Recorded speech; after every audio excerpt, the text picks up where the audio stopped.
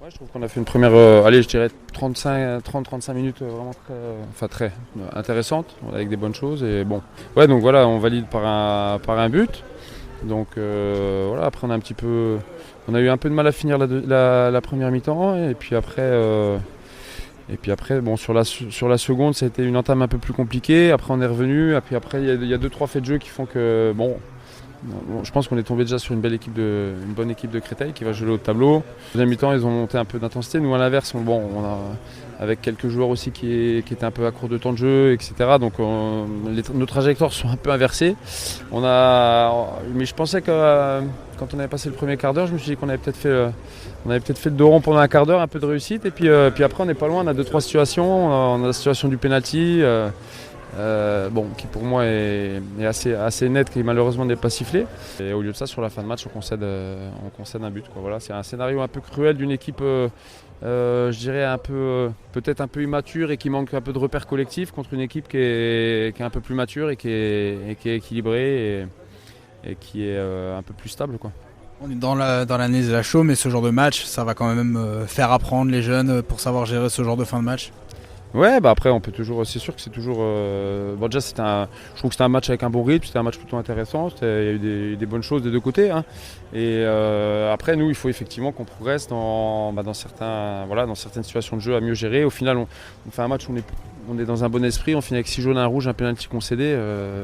Il faut que nous on soit plus malin, plus intelligent pour se mettre à l'abri de ce genre de situation, même si c'est vrai que des fois je trouve que l'arbitre a cartonné assez vite, mais bon, voilà, il faut qu'on apprenne à être plus malin. Il y a la défaite ce soir, mais comptablement, puis le début de saison est bon. Dans le jeu, on voit quand même des choses assez intéressantes, Sylvain.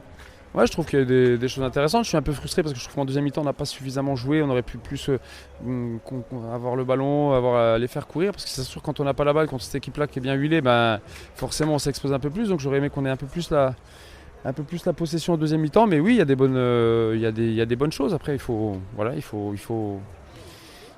corriger ce qui doit l'être pour essayer de faire en sorte que les résultats s'inversent. Mais bon, après, on est en formation pour certains, donc on a des jeunes joueurs ça fait partie aussi du processus d'apprentissage. Un petit mot sur Alexis Mirbar, qui a fait sa première apparition en pro.